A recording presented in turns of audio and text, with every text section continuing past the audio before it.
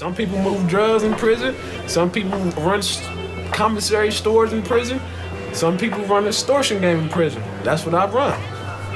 If you don't, you gotta pay me. Everything revolves around me. Gotta pay me.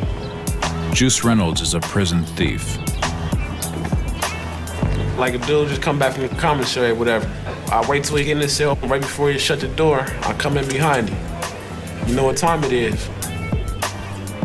I go in there with my gloves and my mouthpiece in and hand him a laundry bag like, bag your up. Come back, if it ain't filled, I'm gonna have him looking different.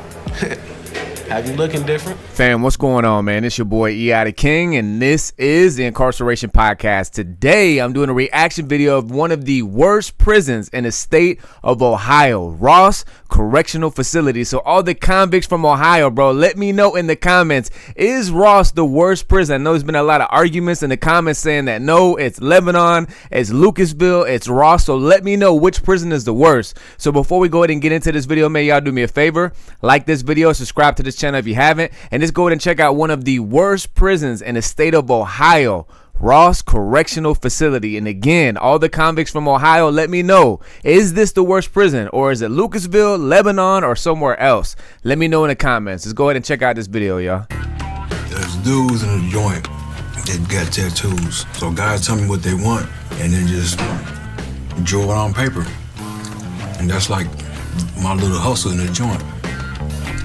So the thing that sells hot is girls with fat asses, something with a gun, you know what I'm saying? You throw some skulls in there, you know what I'm saying? And it oversells no matter what. I do this because it's kind of hard living off $15 a month. I made a CD case for a guy just so he can carry it around his neck while he works out and stuff. That's what he wanted. People start hearing that you're a tailor. You know, the past 2 weeks I've been sewing like at least 6 hours a day. Failure of any of these points renders enforcement of the plea unconstitutional. My niche is basically legal work. It's what I do. If you did it as a hustle, you're either number one or number two, because everybody needs a lawyer.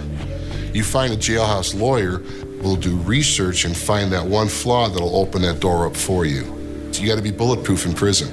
And a jailhouse lawyer and a store man are probably the two most important things in prison. In that order. For the inmates with money on their account, the most lucrative hustle is running an underground store from a cell, similar to buying wholesale and selling retail. Running a store means you have all the commissary, you spend your money, and you give guys 2 coffees for 3 back, or 10 soups for 15 soups back, and that's how you make your money. This is just my store as opposed to the commissary store. I buy extra chips and soups and coffees, and guys get hungry, they come and get them. And I go out here and beat the streets, and I find guys to take the product off my hand and bring it back at an interest rate. And, you know, because I don't eat chips myself, but I buy them because other guys eat them. Chaz, a former street hustler, has already found his piece of the action. And here, coffee is like weed. I either be playing spades or just standing by the table with the coffee in my pocket, and everybody know what I do. I sell the coffee. Everybody else, they sell it, but I sell real big shots because I don't drink coffee. I'm selling big shots for the same price they selling for the little ones. So I'm getting the most business. I buy about 5 bags of coffee and probably make around close to $100. And keep this booming, that's what I call it, booming. Every hustle is a behind-the-scenes enterprise because in Ohio, trading or bartering of any kind is illegal. Even something small, like selling coffee, can create debt and incite jealousy. Officers try to stay on top of hustles with shakedowns to root out extra commissary and contraband. Just a routine shakedown of the block for pretty much anything they're not supposed to have. I usually pick a block a day and go through it, check out all the cells real quick. All right, so I'm going to go ahead and disagree with that one convict saying that the storeman and the jailhouse lawyer is the #1 hustle. Of course, apart from like the illegal hustles when it comes to selling phones or dope or tobacco, whatever it is. I would say as far as legal hustles, I would say that the tattoo man is probably the most coveted, the guy who makes the most money in the chain gang legally. And the reason why, bro, everybody in prison gets tattoos. I mean, myself, I'm fully covered. Armpits, thighs, all the way down to my ankles, my neck, all of it's prison ink.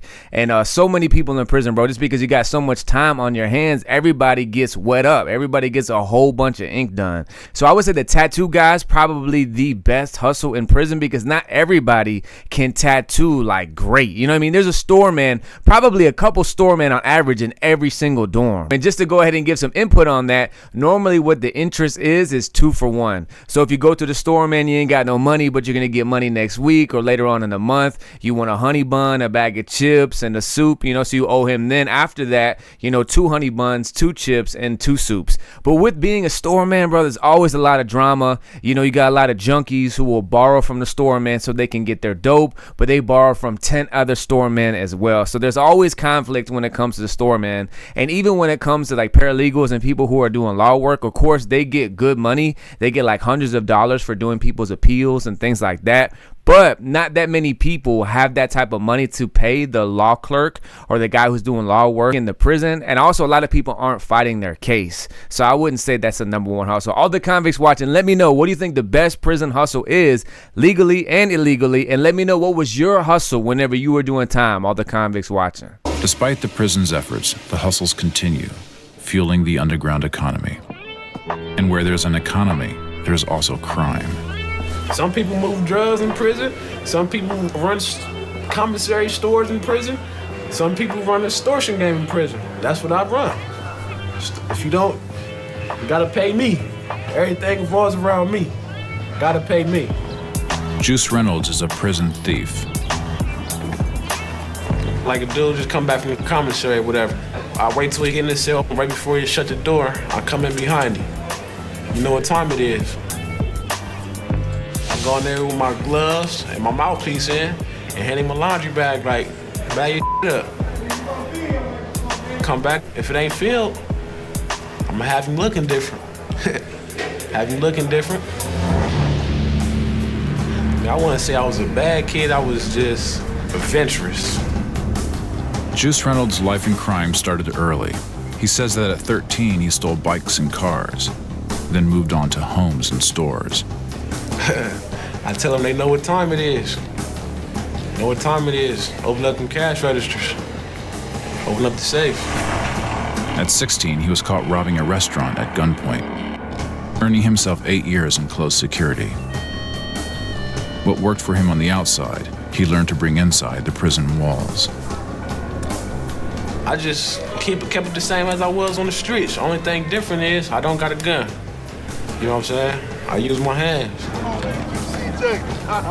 I guess you have no other way to make money but than to take it from somebody, you know.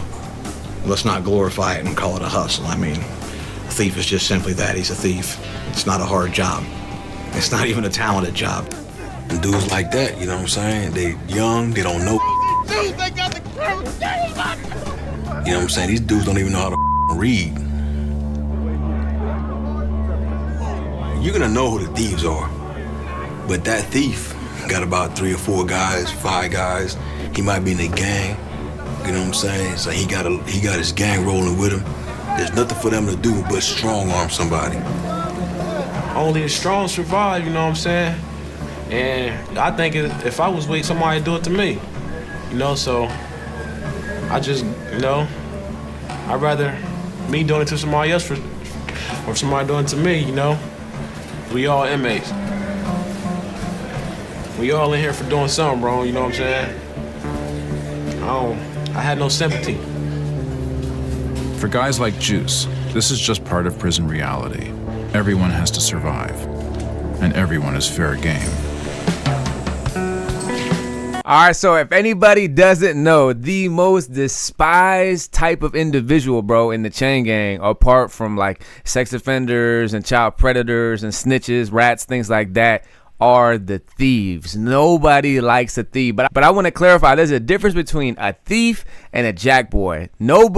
Everybody despises thieves. Thieves steal. They go into people's cells when they're not there. They steal stuff from the day room or whenever things are left out. That's a thief. And bro, thieves always get caught, bro. Their face, their reputation is ruined wherever they go. And they're always getting like either stabbed or fighting. Now, don't get me wrong, there's some gangster thieves, you know what I mean? But doesn't matter how gangster, how tough somebody is, bro. Everybody's going to end up paying the piper one day. Now, jack boys, on the other hand, they're just running down with knives and they're robbing people. Normally, they move in groups. And I've been at some prisons, bro, to where like the jack boys, they're not just robbing guys who are weak, you know, shark bait. They're robbing anybody. They're not picking faces, especially at compounds where there's not that many cell phones and they hear somebody's got a cell phone, even if it's gang, you know, ties involved in it, whatever, like they're coming, you know. So jack boys, same thing, like they're more respected because they're actually taking something. They're not doing it behind somebody's back. But also too, bro, they have an expiration date. Eventually, you know, there's going to be violence and conflict, not just them doing it, but it's going to happen to them as well. So again, bro, on this channel, I'm not here to glorify violence or theft or anything like that. My goal and my intention here on this channel is to share the full side, the full experience of what it's like being incarcerated, bro. And not just the bad, not just the ugly, not just the chaotic, the extortion, the violence, the robbery, but most important, bro, the rehabilitation, the transformative. If you don't know my story, man, throughout 12 years in prison, that's where I encountered Jesus Christ. He radically transformed my life. So even at our lowest low in the middle of the chain gang, while there's all hell breaking loose around us, we still can find purpose, and that's ultimately through faith in Christ Jesus. So y'all let me know the stories, bro, that you've seen of either thieves or jack boys, people who are robbing in prison, and put the details in the comments. Over in the infirmary, Donald Smith is starting to recover from his attack last week.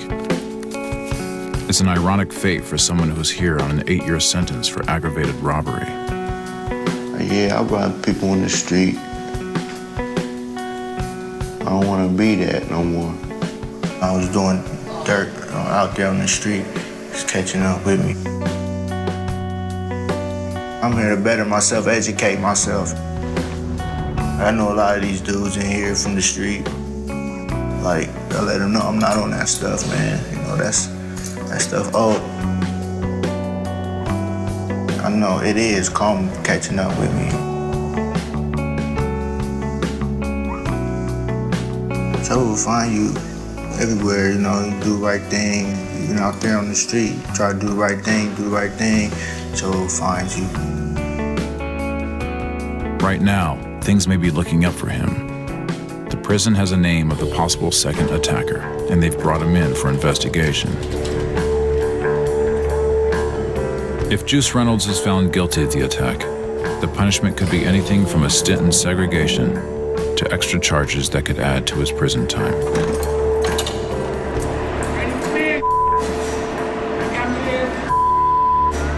This could be a major setback for the prison predator.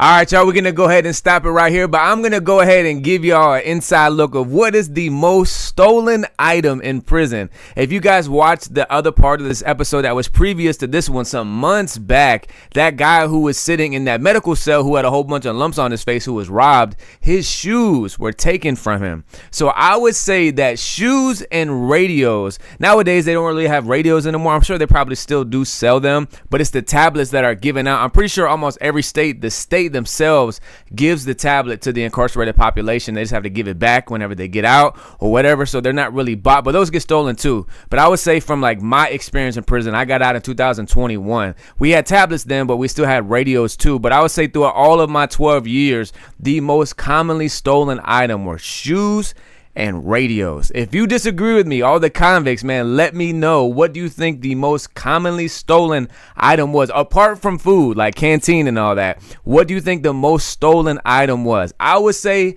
radios and shoes. Let me hear y'all's thoughts in the comments. So look, fam, it's your boy E.I. the King, and this is the Incarceration Podcast. And family, look, I got a fire HBO style series on the full episode playlist. It's a chronological journey of my 12 years in prison. It's called The Incarceration. Season 1 has been out, but season 2 is just now coming out. But to access it, you have to become an all access member to this channel. And this is a preview clip of season 2 right here. They just called our names while we were standing in the orientation dorm. everybody being assigned to their permanent housing on the pound. We're not officially new cocks anymore. We're about to hit the pound. General population.